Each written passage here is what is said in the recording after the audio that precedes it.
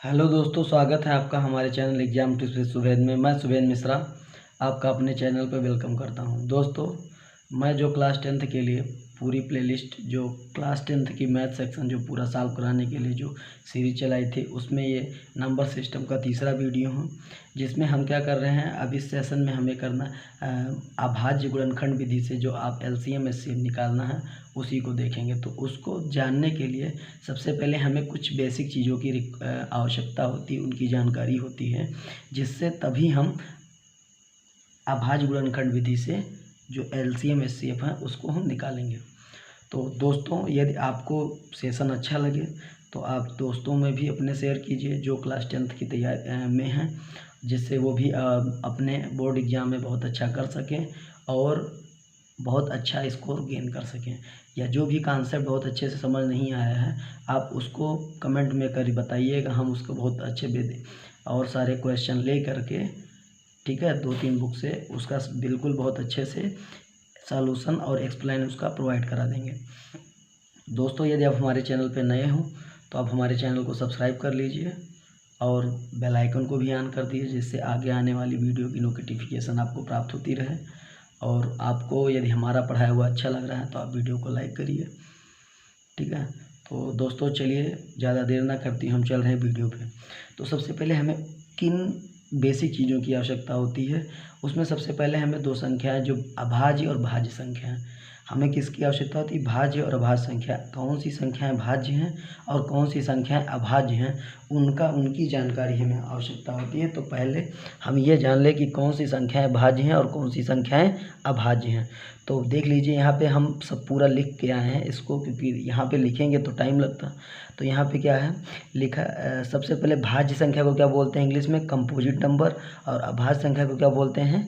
Prime number, ठीक है। तो भाज्य संख्या क्या होती है? परिभाषा देख लीजिए, ऐसी संख्याएं जिनके 3 या 3 से अधिक गुणनखंड हों, ऐसी सभी संख्याएं भाज्य संख्याएं कहलाती हैं। क्या कहलाती हैं? भाज्य संख्याएं कहलाती हैं। मतलब ऐसी संख्याएं जिनके 3 या 3 से अधिक गुणनखंड हो, वो क्या संख्या क्या कहलाती हैं? भाज्य संख्या कहलाती हैं। अब इसके एग्जाम्पल देख लीजिए, 3 संख्याएं मतलब क्या बताया गया है, किस तरीके से होंगी। तो देख लीजिए, ये इसे 4 है तो 4 है, 4 देख लीजिए भाज्य के अभाज्य है, तो ये भाज्य है क्योंकि इसके 3 गुणनखंड कौन कौन से? 1, 2 और 4।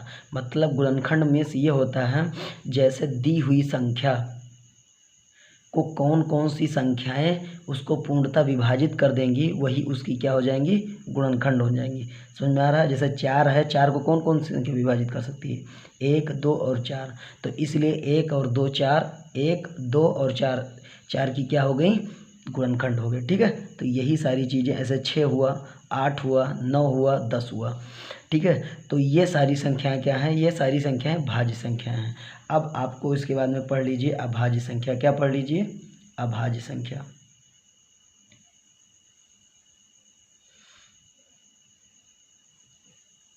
ठीक है।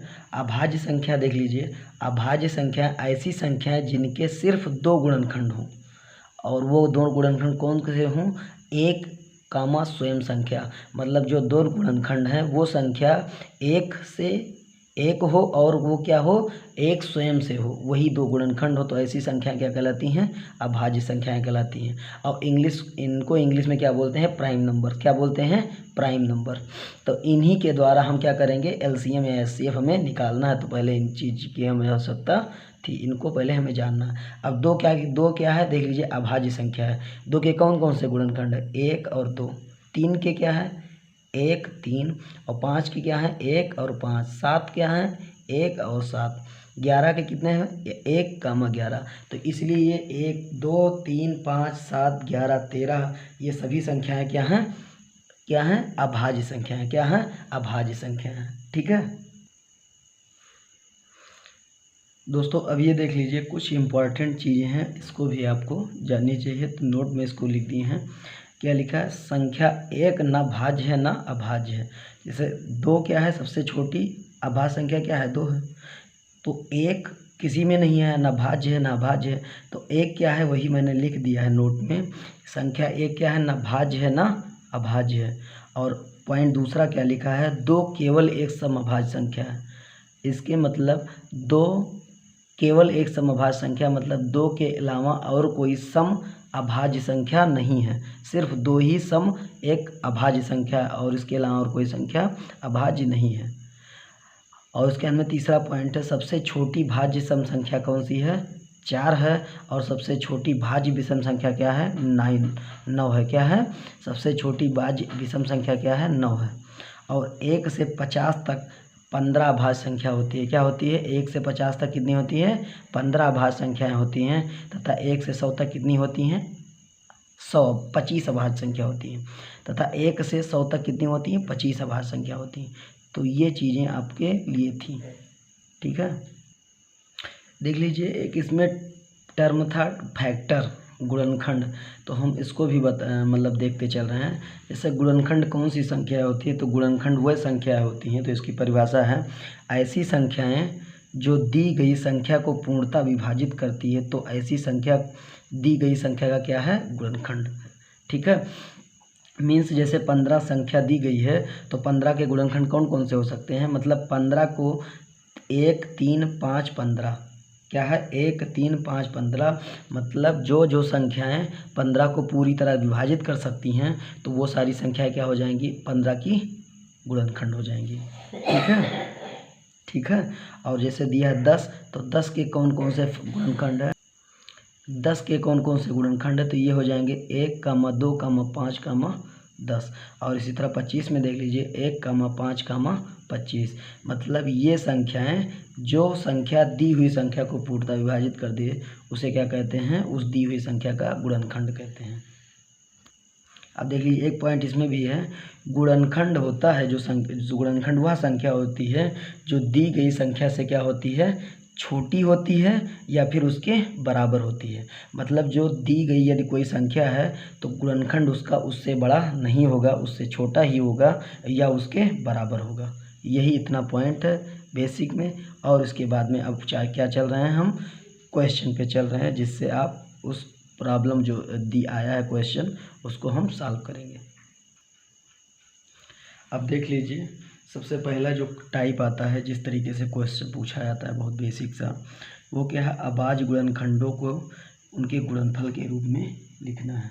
अभाज्य गुणनखंडों के गुणनफल ज्ञात करना। ठीक है, तो सबसे पहले इसको क्या करेंगे? अब इसके हम पहला क्वेश्चन क्या दिया? 140 के गुणनखंडों के गुणनफल ज्ञात कीजिए। तो सबसे पहले हम इसको 140 जो दिया है इसको गुणनखंड विधि से इसका क्या निकाल देंगे? गुणनखंड निकाल देंगे। तो यहाँ ऊपर क्या लिख देंगे? 140। अब इसको निकालने का जो मेथड है यहाँ देख लीजिए, 140 किस किस संख्या से डिवाइड हो सकती है? तो लास्ट में 0 है इसलिए 2 से विभाजित हो जाएगी, तो 2 से इसको डिवाइड करेंगे तो कितना हो जाए? 7 जा ये हो जाएगा। तो 2 से इसको डिवाइड करेंगे कितना आ जाएगा? 35। अब ये 2 से होगा नहीं, लास्ट में 5 है तो 2 से नहीं होगा। तो अब क्या करेंगे? इसको हम 3 से देखेंगे, लेकिन 3 से 5, 3, 8 होता है। 8 संख्या 3 से डिवाइड नहीं होती क्योंकि, तो इसलिए हम इसको 4 से तो होगा नहीं, 2 से जब नहीं हो रहा तो 5 से देखेंगे। तो 5 7 जा। अब 7 खुद एक अभाज्य संख्या है इसलिए कितने से कटेगा? 7 से। तो अब ये जो भी इसका आएगा गुणनफल आएगा वो क्या आ जाएगा? वो लिखेंगे, क्या हो जाएगा? वो हो जाएगा 2 × 2 × 5 × 7। ठीक है, और इसका मान क्या हो जाएगा? और इसको और क्या लिख सकते हैं? सरल करके इसको लिख सकते हैं 2 के पावर 2, क्योंकि 2 बार है ना, तो 2 के पावर 2 × 5 × 7। और यही इसके गुणनफल के रूप हो जाएगा। क्या हो जाएगा? यही इसका गुणनफल का रूप हो जाएगा। ठीक है, ऐसे इस सेकंड वाले क्वेश्चन को करेंगे। तो सेकंड वाला क्वेश्चन क्या दिया है? दिया है 156। अब इसको सबसे पहले ऐसे लिख लेंगे। और यदि आप देख लीजिए कौन सी संख्या किससे डिविजिबल है, यदि आपको डिविजिबिलिटी रूल नहीं पता है तो आप हमारे शार्ट वाले वीडियो में, जो शार्ट वीडियो हम बनाते हैं उसमें हम डिविजिबिलिटी रूल के 1 to 10 जितने भी 1 to 10 जितनी भी नंबर्स हैं उनका सबका डिविजिबिलिटी रूल का हमने शार्ट वीडियो बना दिया है। आप शार्ट वीडियो से उसको देख सकते हैं। तो चलिए 156 का निकालना है हमें। तो 156 ये 6 आ रहा लास्ट में ना, तो ये 2 से डिविजिबल हो जाएगा। तो 2 7 जा 14, 1 इधर जाएगा 16, 2 8 जा 8। ठीक है, अब 2 से 8 लास्ट में है तो ये कट जाएगा। 2 3 जा 6 और 1 इधर जाएगा 18, 2 9 जा 18। अब लास्ट में 9 आ रहा है तो 2 से तो डिविजिबल नहीं होगा, तो 2 से डिविजिबल नहीं होगा तो अब हम क्या करेंगे, 3 से चेक करेंगे तो 9 3 12 यानी 3 से डिविजिबल हो जाएगा, तो 3 से चेक करेंगे तो 1 3 यही हो जाएगा ना। और 13 क्या है, 13 एक खुद प्राइम नंबर है, तो प्राइम नंबर है तो ये किसी से डिवाइड नहीं होगा, तो 13 से ही डिवाइड होगा। तो अब जब इसका हम क्या निकालना है, हमें निकालना है अभाज्य गुणनखंड, गुणनखंडों के गुणनफल के रूप में लिखना है। तो सबसे पहले इसको लिख लेंगे 2 गुणे 2 गुणे 3 गुणे 13। तो इसको जब लिखेंगे क्या हो जाएगा, 2 के पावर 2 गुणे 3 गुणे 13। इस तरीके से हम इसको इस टाइप के जो इस तरीके से क्वेश्चन आएंगे, प्रॉब्लम आएंगे, उसको सॉल्व कर लेंगे। अब यहाँ देख लीजिए एक क्वेश्चन ये है, आप इसको करिएगा। एक क्वेश्चन हम और दे रहे हैं, आप इसको करिएगा, ठीक है। एक क्वेश्चन यहाँ पे आप लिख लीजिए 4th नंबर, करके लाइएगा, इसको खुद से करिएगा और कमेंट में इसका आंसर बताए इसको, ठीक है। इसको करिएगा, ठीक। इस तरीके से आपको करना है ये क्वेश्चन, ठीक है। अब देखिए ये क्वेश्चन है, व्याख्या कीजिए कि 3 गुणे 5 गुणे 7 प्लस 7 एक संयुक्त भाज्य संख्या क्यों है। तो आपको बताना है कि ये भाज्य संख्या क्यों है। तो सबसे पहले इस तरीके से जब क्वेश्चन आएगा तो इसको हम क्या करेंगे, सबसे पहले इसको हम सॉल्व कर लेंगे। तो क्या करेंगे, इसको हम क्या करेंगे, इसको हम करेंगे 3 गुणे 5 गुणे 7 प्लस 7, इसका मान क्या आएगा। तो पहले गुणे गुणे को सॉल्व कर लेंगे। तो 3 पचे 15 सत्ते 15 सत्ते 105, 7 कितना हो जाएगा 112, कितना आ जा रहा है 112। अब जब 112 आ गया तो 112 का क्या निकाल लेंगे हम, अभाज्य गुणनखंड निकालेंगे। क्या निकाल लेंगे, अभाज्य गुणनखंड। तो 2 से काटेंगे तो कितना हो जाएगा, 2 पंचे 10, एक इधर जाएगा 6 12 हो जाएगा, तो 2 से कट जाएगा, ये कितना हो जाएगा, ये आ जाएगा 56, 56 दूना 112 होता है ना। 2 से कटेगा फिर कितना हो जाएगा 28, 28 से फिर काटेंगे 2 14, 2 काटेंगे कितना आ जाएगा 7, और फिर एक 7 हो जाएगा। तो इसके अभाज्य गुणनखंड क्या हो जाएगा, 2 के पावर 4 इंटू 7। अब जो देख लीजिए ये जो संयुक्त संख्या लिखी है ये क्या है, 2 के पावर 7, 2 और 7 का क्या है, 2 और 7 का क्या है, गुणनफल है, ठीक है। अभाज्य गुणनखंड 2 और 7 क्या है, अभाज्य संख्या है ना, तो इसका क्या है, ये गुणनखंड है ना। ये संख्या का 2 और 7 क्या है, गुणनखंड है। तो ये इसको पूरा पूरा क्या कर देगी, विभाजित कर देगी। अतः ये क्या हो गया, यह एक भाज्य संख्या होगी, कि भाज्य संख्या के फैक्टर कितने होते हैं, 2 3 से अधिक होते हैं। ऐसी संख्या जिसके फैक्टर 3 हो या 3 से अधिक हो उसको क्या कहते हैं, उसके फैक्टर जो 3 से अधिक हो उसको क्या कहते हैं, भाज्य संख्या कहते हैं। तो इसके फैक्टर 1 हो गया, 2 हो गया, 7 हो गया, ठीक है। तो ये क्या हो जाएगा, अतः 2 और 7 का गुण 2 7 का क्या है, अभाज्य गुणनखंड है।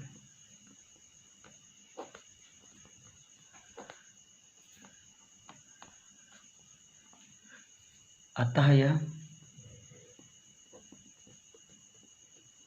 यह क्या है, भाज्य संख्या है।